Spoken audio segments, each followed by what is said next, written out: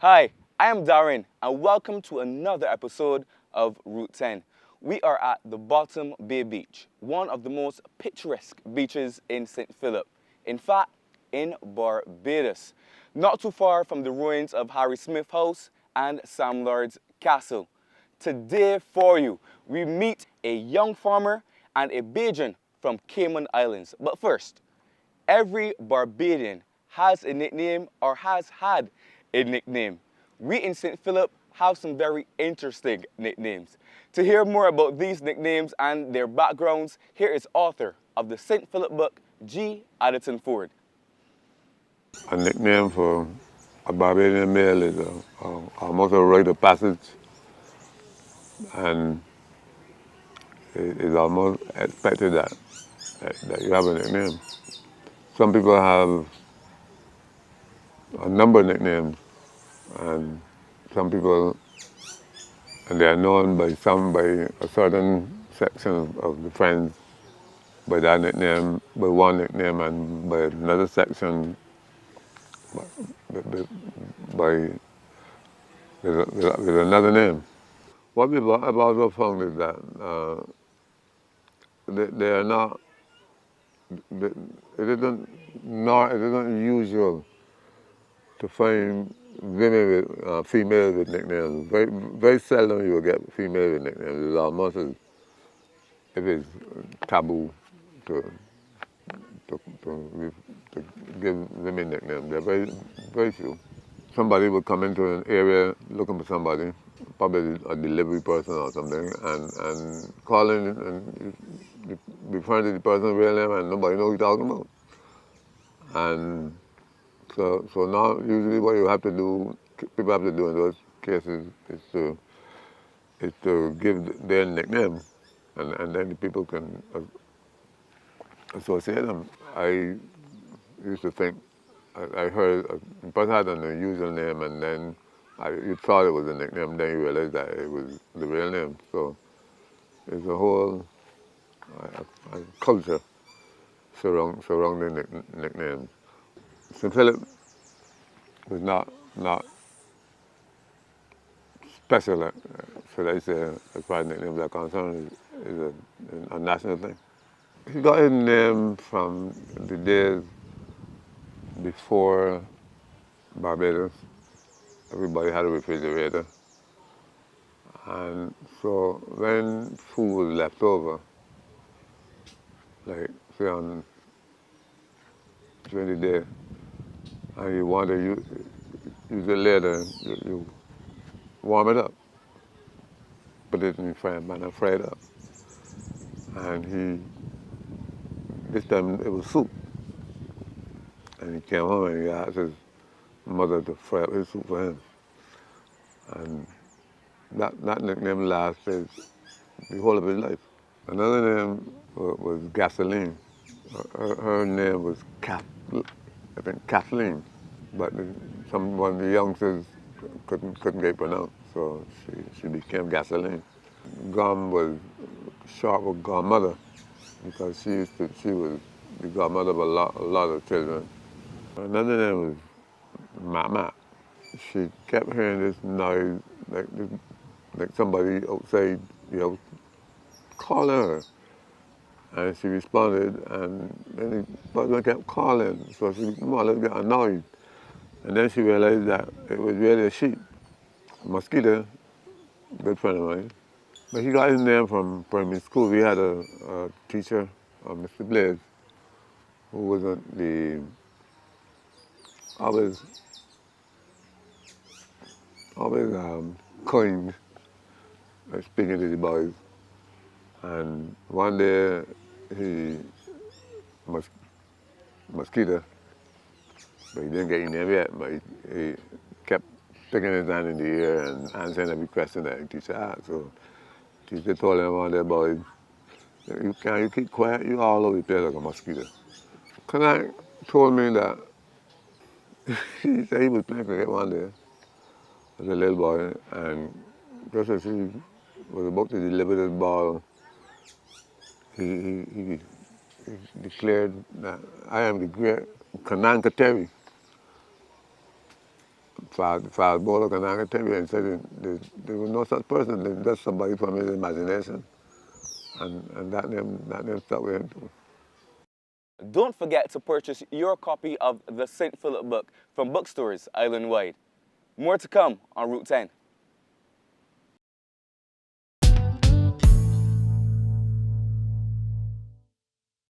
These are true stories about ordinary and not so ordinary St. Philip folk, and all of these stories happened in the parish of St. Philip. Now a man gave his son a calf to keep. And in this type of arrangement, the recipient would rear the animal to maturity, and since it would usually be a female, its first calf was given back to the original donor. And if the animal was slaughtered, the donor received a choice piece of the meat along with some cash. Now, this particular young man was an ungrateful wretch. He took the animal and he sold it and pocketed all the money. And then he rolled up the rope with which the cow had been tethered, walk over to his father's house and handed the rope to his father and tell him, "This for you." As anybody could expect, the older man was very upset by his son's ingratitude. "Thanks," he said calmly. "I will make sure I keep it. But you see this said rope? It can hang you." Now these were prophetic words. The son was a conductor on a bus, and he was not the easiest person with whom you could get along. And inevitably, one day he came into conflict with his driver. Now the situation reached a pitch until he decided that he was to kill the other man. His plan was simple. One day, when the bus finished working the route, he would pick up a bicycle from a prearranged place, put it in the back of the bus, and when they reached a lonely road between two cane fields, he would stab the driver in the back and ride off, so that he would be far away from the scene before the crime was discovered. It seemed to be a foolproof plan, except for two small details. For one, now it was one of them open-sided buses with the long seats, which stretched from one side of the vehicle to the other. So this means that for him to reach the driver from the back of the bus, he would have to walk along the running board or climb over the seats. And secondly, he forget that there's an old proverb which says, every bush is a man, or every bush contains a man. Now, in this particular case, it was a woman. A woman was just emerging from the cane fields where she had gone to answer a call in nature, and in those days, the cane field was a toilet of sorts. She was just in time to witness the whole incident. Back then, we ain't had no talk of Privy Council, no Pratt and Morgan, no Amnesty International. There was the judge, the jury, and the hangman. 21 days after the fatal pronouncement, "And you shall hang by the neck until dead," the ungrateful son walked those last steps to the gallows.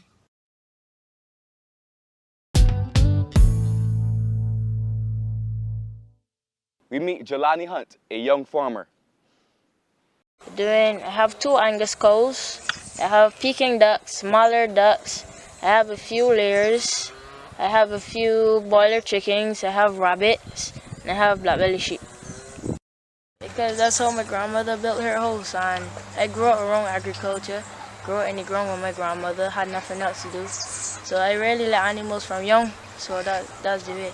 So my aunt bought me my first sheep for my birthday, because it's unusual that a young man would want a sheep for his birthday. So I got a sheep, and then I got 2, so it just multiplied, and then got into farming.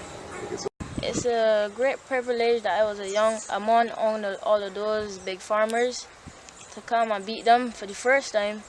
But my cow was always looking good, And I just told my aunt today, well, auntie, I would like the experience to carry him AgriFest to see what he would do. So win or lose, I was excited to be around the big boys. So I just went to the show, I gave him a brush, put some baby oil on him, and then walk him around the ring a few times. He came first. My uncle, he was growing potatoes, and I was talking to a much bigger farmer than myself that sweet potatoes are a good source of carbohydrates, and they put on a lot of bulk on the animal. So what I would do on mornings before I go to school, I would give him a whole heap of sweet potato vine, and he would go there and he would eat. I would give him a little all-stock feed, a tip of molasses, a tip of salt, and some water. And then that's how he put on his weight.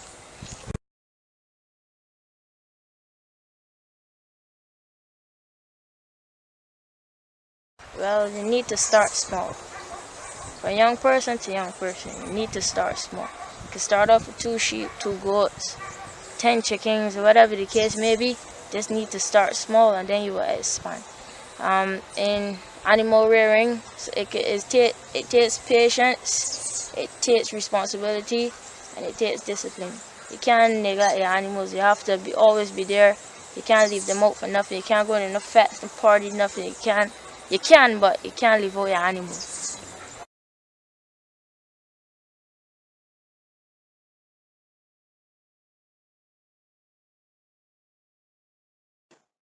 On mornings, I used to go and see the animals on the side of the road by his farm, and I only got the chance when my uncle introduced me to him, farmer to farmer. So we said, well, we will make the partnership together.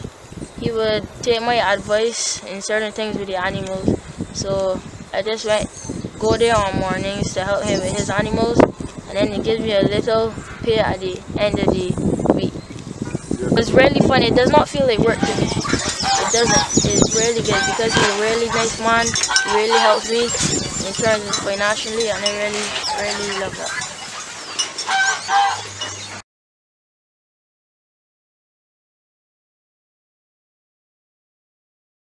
Well, first I want to do my studies. I want to finish the law school, and I want to go to the Barbados Community College to do a course in agriculture. Then I want to go away to St. Augustine in Trinidad, and then I'm going to come and get an internship at a dairy farm so I could do dairy production, and then I'm going to try to start my own business.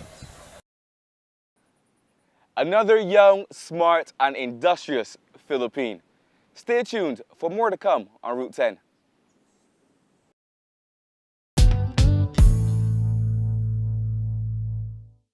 In one of our previous episodes, we introduced you to Lloyd Barker, who came here in 2015 after winning the Man of the Year award in Cayman Islands. This award was created by a group led by a Philippine, Juliette Gooding-Michelin. She was here for our independence celebrations. I'm from Pickets. I live with my grandparents for most of the time. I left when I was quite young to move to England. My mom had already moved on. Growing up in St. Philip was amazing. The community was responsible for everybody, and that is changing. Those kind of loving family communities, I hope Barbados maintains them. I find that I have inherited some of the community spirit, even though I'm living away from Barbados now. So all that, I guess, training that my grandmother imparted, I find that that's one of the things that I am doing now. Sometimes it's a blessing, sometimes it's a curse, but it is who I am now.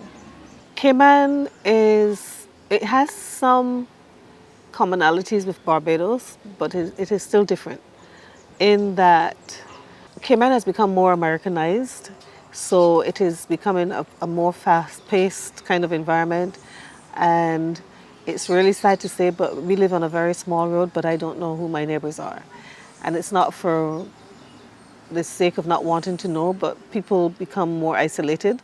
And I don't know if Barbados has become that way as well, but the whole village relationship is different. Well, how the association started was I moved to Cayman in the 80s, 84, 85. And one of the very first friends that I made was a Caymanian lady who was married to a Barbadian teacher. And so visiting at her house one day, she was saying to me, "Oh, do you know such and such a person?" And I would say, "No." She said, "Well, he's a Barbadian or she's a Barbadian and they work in wherever." And she started by giving me all the Barbadian names. And she said, "You need to know these people, you need to meet them." And once I got the names and where they worked from her, I started calling everyone. And we had a meeting, set up a meeting, and that's how the association was born. And it was born more for keeping connected, but also to look at how we as a community living overseas could help fellow Barbadians. Because we're self-funded, we do a lot of fundraising, but every fundraising event that we do, it's tied into a charitable event. So we have had the Man of the Year award where Lloyd Barker, who came to Barbados as part of his prize. We have an annual walk. Every January we do a Erebara Day walk, which is a breakfast walk. So we end up on the beach and we have our breakfast and our community spirit and we feed whoever turns up. We do other things like right now we are raising funds to provide a special medical bed for one of the old people's homes in Cayman. And that home was chosen because we had an old Barbadian male who lived at that facility for many years. There's so many things that we do. We have our functions, sometimes it's just a party, to have a party. We have our games event. And so we do boat rides, so many different things, but a lot of what we do are based on the traditions that we had in Barbados. So in Cayman, for example, they don't generally get on a bus and go on an excursion, but we do that. I brought two friends with me, one who are Caymanians, and Cayman is still it's not an independent country, it's still a British territory. So I could see that all the fuss was kind of lost on, and especially one of my friends, because she was saying, "Boy, they're really doing a lot for independence." And I'm saying, "Yeah, this is a milestone. This is a reason to celebrate." So understanding independence is going to be a little bit difficult for her because she hasn't had that experience. It was really emotional for me in the sense that there was so much pride. I felt really good about what I experienced. I appreciate the country of my birth. I really appreciate it. And as a St. Philip person, I love St. Philip. Each parish has its own uniqueness, but I think in St. Philip, it's like we are really knitted together. And I still see that and I still feel that, regardless of how many years have passed. Well, that's our show for this week. But join us again next week when Vanessa will be back with us again for our final episode of Route 10 in Season 1. Until then, bye.